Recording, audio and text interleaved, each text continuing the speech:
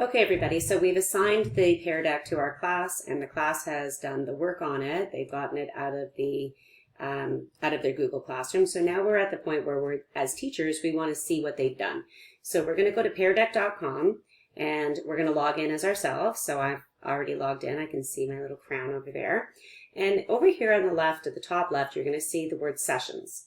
So click on Sessions. And what you're going to see is all the times that you went live with one of your slideshows. Every time you click Start Lesson, back over here, every time you click this right here, Start Lesson, you are creating a session. And they will usually be unnamed until you're finished them, and then when you're finished them, you'll name them.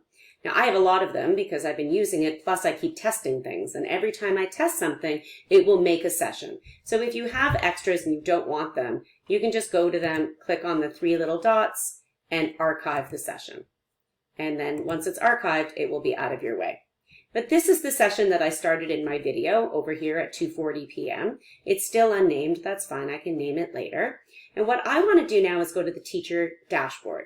I don't have any students that are watching me, so I don't want the classroom view right now. I want the dashboard view. When I click on the teacher dashboard, I'm going into the back end so that I can see the work that has been done by students. Now, I don't have a lot of students who have done this, of course, so it's always going to give you this little background telling you about it. When they talk about using your phone or your tablet or anything like that, that's for when you're live with your students. So if you want to do the interaction, and it's a little, this is where it's complicated, and I find this part tricky myself. You'll hear this in my videos too. I get a little distracted because you're watching your students, you're watching your chat, you're trying to watch their work, and you're also trying to lead the class, and that's quite a lot. So if you've done this as student paced, then none of this matters. You don't need a phone or a tablet to look at your dashboard because there are no students watching you right now. So I'm just going to click Got It. And I'm going to go to the dashboard. It says it's in student pace mode. You might remember this from last time. This is so you can get the link again if you needed it, if somebody didn't get in. So go to the teacher dashboard. Now, I have 2 students. What I did was I had my son do it, and then I did it as well, because it's not that helpful to see all of this if you can't see more than one student. So if I look over here, this tells me my roster, and these are the 2 people that did it. Now, you can see that we're logged in with our TDSB accounts because you come into it from Google Classroom, you immediately go into Pear Deck, you will be logged in as yourself. The only thing that may happen is if a parent has a Google email, it's possible that a student may go into Pear Deck under the parent's email, but you'll still be able to see it here. So it shouldn't be a problem. So those are the 2 people that finished it. If more kids get into it later, that's great. So I'm right now in the view. Along the left side, what I'm seeing is my original slideshow. When I look over at the left here, underneath the bottom corner, I can see a little person with a 1, and same thing over here. That means that somebody was on that slide when they went offline. That's sort of where they left off. It's really not relevant. It's only relevant if you're doing it live. Now, over here is very important, the different layouts that you can use and the different ways you can sort the work. So first of all, I always like to sort it by student. That way it's in alphabetical order. Now, obviously I have 25 students on the list. It makes a difference. With 2, it doesn't really matter. And then you've got over here, you've got the list layout, which is going to show me my that kid's answer and then that kid's answer. So there's Elliot's answer and there's Cindy's answer. I can do it in a grid layout, but it makes it quite small. It's good to see, it's good for like the view to see did they do it at all. But to actually see what they did, I find it very small. And there's only 2 of them and they still made it this small. And then the last one is the overlaid layout. And that's really just when you want to see everyone's answer at one time. They lay them one on top of the other in order for you to see that. This kind of a question doesn't lend itself very well to that. So I'm going to stick with the list layout. And this is all I'm going to do. I'm going to look and see, what did Cindy say? Did she get it right? She sure did. Good job, Cindy.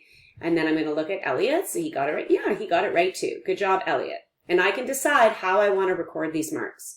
You can't put feedback right here, but you could do a different kind of feedback. Either you can do it on a takeaway like I showed in the video where you type comments, or you can just simply do a Google Doc where you type into it and say, I read your multiplication lesson. Here are, and I don't know, you make some kind of a template that you're going to use for all of your students, and you give them their marks on that. Maybe a rubric, maybe a marking sheet, something that you're going to use at the same time as you mark this work. And then you look at the next slide. There's nothing to see here. I look at this slide here. It says hasn't responded. Cindy didn't respond to this one. Oh, interesting. So Cindy gets 0 on that slide, but Elliot is such a good boy. He did respond to it. And so I have a beautiful answer here from Elliot, and he liked all the tools. He did such a good job. And so I will make note of that. So I'm just marking. At this point, I'm just marking. And I go down, etc. And I continue again. Here we go. Cindy did this one. She only did 2 out of the 3. Must have gotten lazy. Elliot's much better student. He did all of them. And that's it. I didn't know, neither one of us did the second part, the last part, or this part. And that might be an indication, obviously, that it was too hard or they didn't get to it or whatever. And that's how you look at your student work. You're in the teacher dashboard and you're getting to see your student work from here. Okay? So now what do you do when you're finished all of this? So you've marked the work, you're done with this whole session. There isn't really any place to go from inside the dashboard. We can't really see it, but you might have noticed that down along the bottom, this is where all of your tools are, kind of like Zoom. So if I wanted to show this to somebody else, that would be to show responses. But at this point, I'm finished with my lesson. Everyone who was supposed to do it has handed it in. So I would like to actually stop my lesson and end it. So I can either go over here and stop student paste, or the easiest thing to do is just go over here and click end. When you click end, it's going to say, are you sure? If you're sure, that means no student can go back in. If you click leave and allow students to keep working, then you're leaving it live. I like to leave it live for a couple of days, and that way the kids have enough time to go in there. But let's assume that the time has passed and you're ready to close it off. You click yes, I'm sure. Then it says to you, do you want to publish student takeaways? So first of all, I'm going to name my lesson, multiplication lesson. And it's giving me the option to publish student takeaways. And this is up to you. If you click it on, what it does is it creates a printout of what each student did. It automatically will share it with you and automatically share it with the student on Google Classroom, I apologize.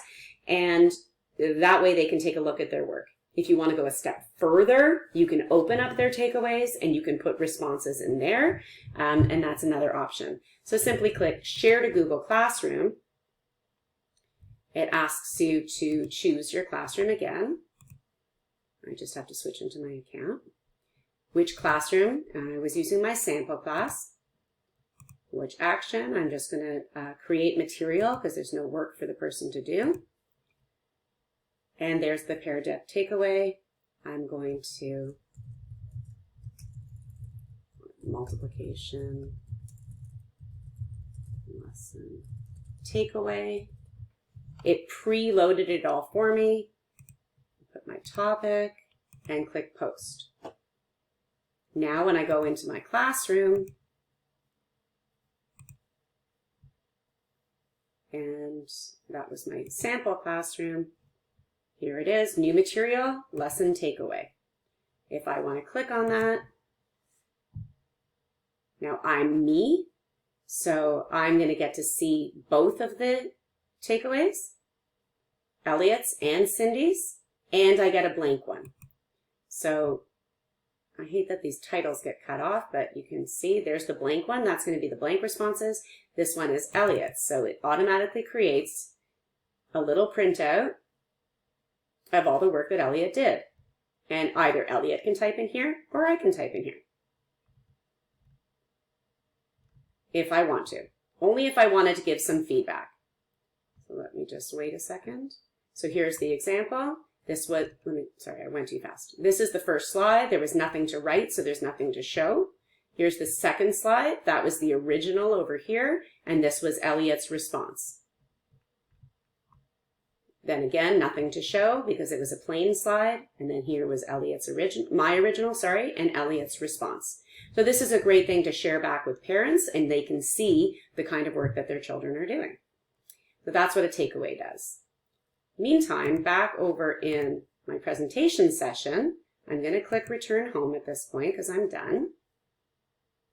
It's going to take me back to my main screen. And again, I can go back to Sessions. And now it's closed. I closed it, I named it, and now I have it there. I can always use it again if I want to, because it's sitting there. I can reopen it if I want to, but that's how I have keeping track. That's how I can keep track of all the lessons that I've done in Pear Deck. So I hope that helps. Next little video will be for parents to see how to go in and open up the link that the teacher has sent.